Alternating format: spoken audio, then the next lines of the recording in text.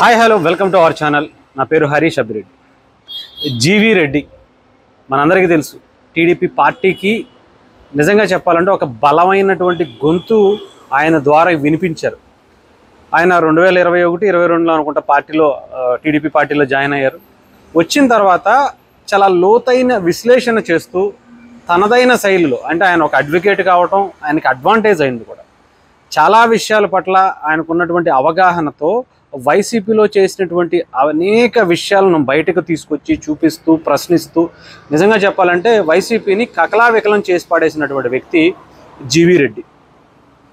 ఆయన నిన్న ఆయనకి సంబంధించినటువంటి చైర్మన్, అంటే ఏపీ ఫైబర్ బోర్డు చైర్మన్గా ఆయన రాజీనామా చేయటం అనేది చాలామంది యాక్సెప్టబుల్ చేయట్లా. అది కూడా ముఖ్యంగా చెప్పాలంటే టీడీపీలో ఉన్నటువంటి వాళ్ళే ఆయనకి మద్దతుగా నిలుస్తున్నారు.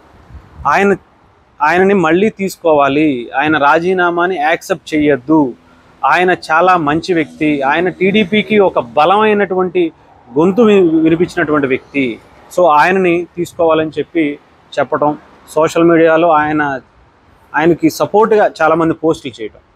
ఇంతకీ అసలు ఏం జరిగింది? నిజంగా జీవీ రెడ్డి ఏం చేశాడు? మనందరికీ తెలుసు, ఆయన ఏపీ ఫైబర్ నెట్కి సంబంధించినటువంటి చైర్మన్గా ఉన్నారు, అలాగే జాతీయ అధికార ప్రతినిధిగా కూడా ఉన్నారు టీడీపీ పార్టీకి.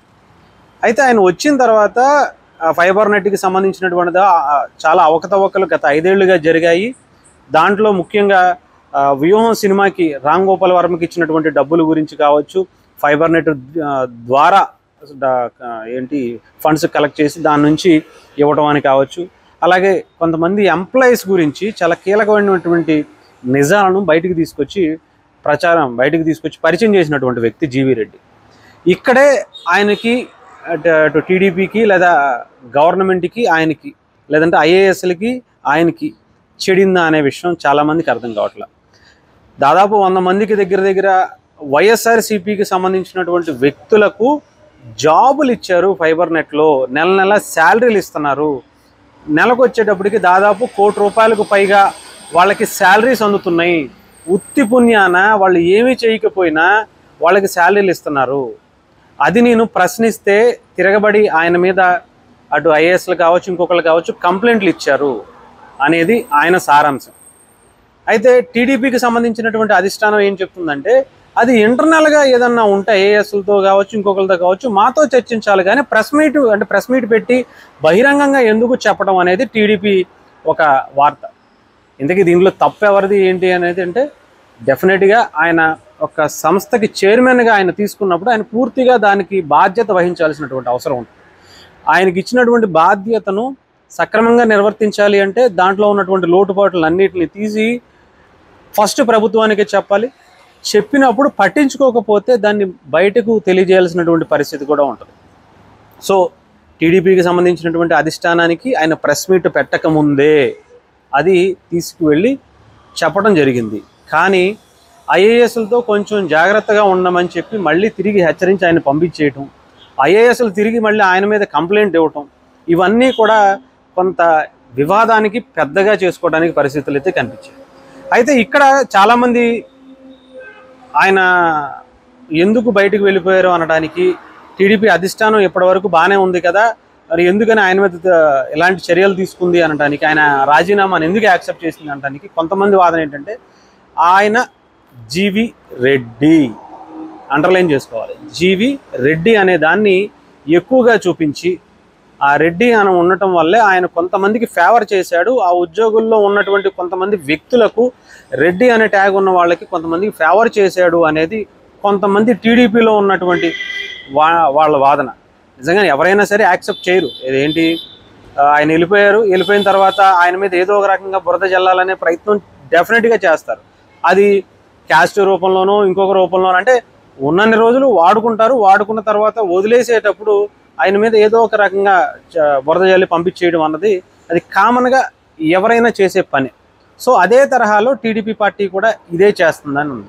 కాకపోతే మెజారిటీ % టీడీపీలో ఉన్నటువంటి చాలామంది దీన్ని వ్యతిరేకిస్తున్నారు. ఒక బలమైన నాయకుడిని మనం గనక క్యాస్ట్ పేరుతోనో ఇంకొక పేరుతోనో బయటికి పంపించేస్తే ఇది పార్టీకి డెఫినెట్గా చెడ్డ పేరు వస్తుంది అనేది టీడీపీలో ఉన్నటువంటి చాలామంది ఆయన సపోర్టర్స్ వాదన. సోషల్ మీడియాలో యాక్టివ్గా ఉండేటువంటి మెజారిటీ పీపుల్ వాదన కూడా ఇది. అందుకని ఆయనకు సపోర్ట్గా we stand with GV Reddy అని చెప్పే హ్యాష్ ట్యాగ్తో ఆయనకి మద్దతు పలుకుతున్నారు టీడీపీ అభిమానులు కావచ్చు, సోషల్ మీడియా ఐటీడీపీకి సంబంధించినటువంటి వారియర్స్ కావచ్చు, టీడీపీ కార్యకర్తలు కావచ్చు. సో మరి ఆయన రాజీనామాను కూడా ఒకసారి చదివే ప్రయత్నం చేస్తాను. నారా చంద్రబాబు నాయుడు గారికి ముఖ్యమంత్రి, అలాగే తెలుగుదేశం పార్టీ జాతీయ అధ్యక్షులు రాజీనామా సమర్పణ. వ్యక్తిగత కారణాలతో నేను తెలుగుదేశం పార్టీ ప్రాథమిక సభ్యత్వానికి, జాతీయ కార్యదర్శి, జాతీయ అధికార ప్రతినిధి హోదా మరియు AP state fibre net limited chairman పదవులకు రాజీనామా చేస్తున్నాను. మీరు నాపై ఉంచిన విశ్వాసానికి, అందించిన మద్దతుకు మరియు నాకు ఈ కీలకమైన బాధ్యతలను నిర్వహించే అవకాశాన్ని కల్పించినందుకు హృదయపూర్వక కృతజ్ఞతలు తెలియజేస్తున్నాను. తెలుగుదేశం పార్టీ మరింత బలంగా ఎదిగే ప్రజాసేవలో ముందుండాలని ఆకాంక్షిస్తున్నాను. ఇక మీదట పూర్తిగా న్యాయవాద వృత్తిలో కొనసాగుతానని మరియు భవిష్యత్తులో ఎటువంటి రాజకీయ పార్టీలో చేరే ఉద్దేశం లేదు అని ధన్యవాదాలు అని చెప్పి ఆయన సంతకం పెట్టి జీవీ రెడ్డి జాతీయ అధికార ప్రతినిధి, అలాగే ఏపీ ఫైబర్ నెట్ చైర్మన్ అని చెప్పి ఆయన రిలీజ్ చేసినటువంటి. అంటే ఆయన మళ్ళీ ఇంకో పార్టీకి వెళ్ళనని చెప్పి ఇంకొకటి అని కూడా చెప్పారు. అంటే కులాన్ని అంటగట్టేశారు అని చెప్పి చాలామంది అనుకుంటున్నారు, కానీ ఇక్కడ కులాన్ని ఎందుకు అంటగట్టారు అనేది ఆ పార్టీకే తెలుసు. ఆయన ఇంటర్నల్గా ఏం జరిగింది అనేది మళ్ళీ ప్రెస్ మీట్ పెట్టి ఇప్పుడైతే స్విచ్ ఆఫ్ చేసేసుకుని ఆయన మాట్లాడే పరిస్థితి కూడా ఎవరికి ఇవ్వట్లేదు, ఎవరికి సమాధానం అనేది చెప్పే పరిస్థితులు ఆయన లేరు. చాలా విసిగిపోయి వేసారిపోయి ప్రభుత్వం, ఇది ఓన్లీ టీడీపీలోనే కదా, ఈవెన్ జనసేనలో ఉన్నప్పటికీ కూడా జనసేనలో ఉన్నటువంటి చాలామంది చైర్మన్లు, డైరెక్టర్లు, వీళ్ళ పరిస్థితి కూడా ఇదే పరిస్థితి.